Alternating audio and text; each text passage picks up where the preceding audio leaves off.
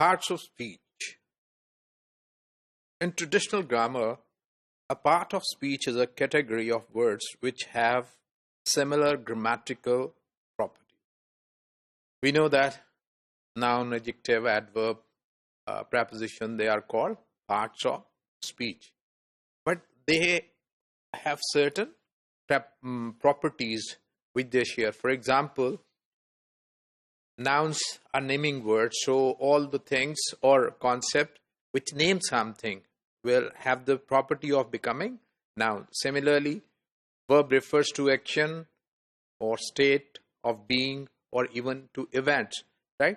So all the words that share these properties are verbs. So similarly, we can understand that parts of speech are the categories of words which have certain properties. So whatever share the same properties are called the same part of speech. The Sanskrit grammarian Yaska defined 4 main parts of speech. So it was the first of the Sanskrit grammarian who basically talked about verb, noun, preverb and particle. Right? So he was the first to give a notion of parts of speech.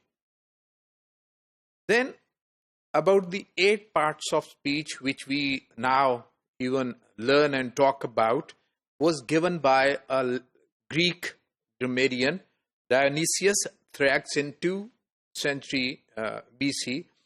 However, among his 8 parts of speech, there was article as a part of speech, and there was no interjection, and instead of adjective, there were participle.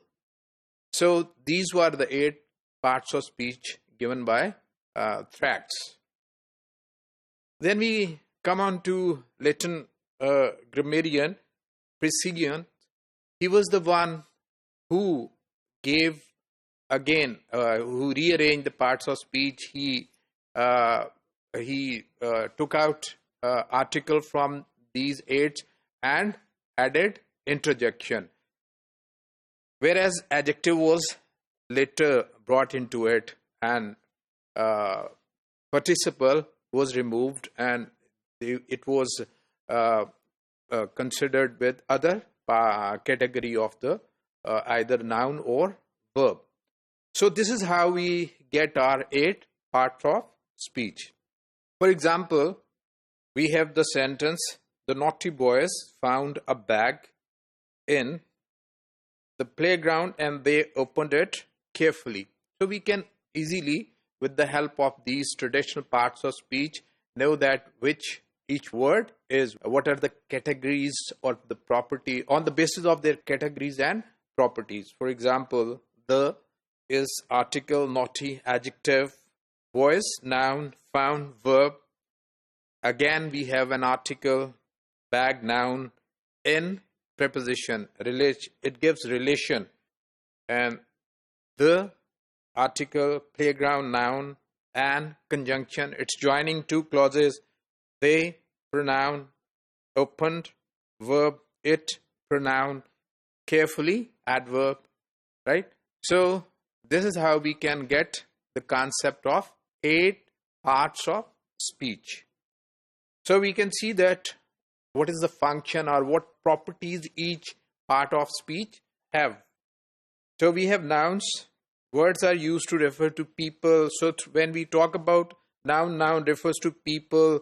It refers to creatures, objects, qualities, phenomena, abstract ideas, so or things. So whenever we are talking about these things, we are actually talking about nouns. Similarly, articles and adjective, basically it's an adjective. It is sometimes added into parts of speech and sometimes it's not added into parts of speech. It's used before nouns. An article is always used before a noun. Otherwise, and we know that we have definite article and indefinite article. Then we have adjectives. These are the words typically used with nouns. and provide more information about nouns, right? Verbs, verb can describe an action of its subject like play, go, walk. It can explain the state of being of its subject. He seems happy, I'm a teacher. Or it also talks about some event, right? Like Jessica is ill and has a sore throat. Adverbs typically describe verbs. Sometimes they describe another adjective, or sometimes they describe another adverb. So adverbs add something, they modify to adjective, to verbs, or another adverb. In syntax or in modern descriptive grammar, we say that adverbs modify every other parts of the speech, including a sentence. So you'll know it when you study descriptive grammar. Preposition, they create relation, or they give a thought about some time or some direction. So these are the word at, in, on, near, etc. So they provide information about time at 5 o'clock in the morning, or place on the table near the window, or they give connection between words with a knife, without a thought, right? So pronouns, they are the words used for in place of a noun, right? Use in place of a noun, phrases typically referring to people or thing already known. She talks to herself, they said it belonged to you.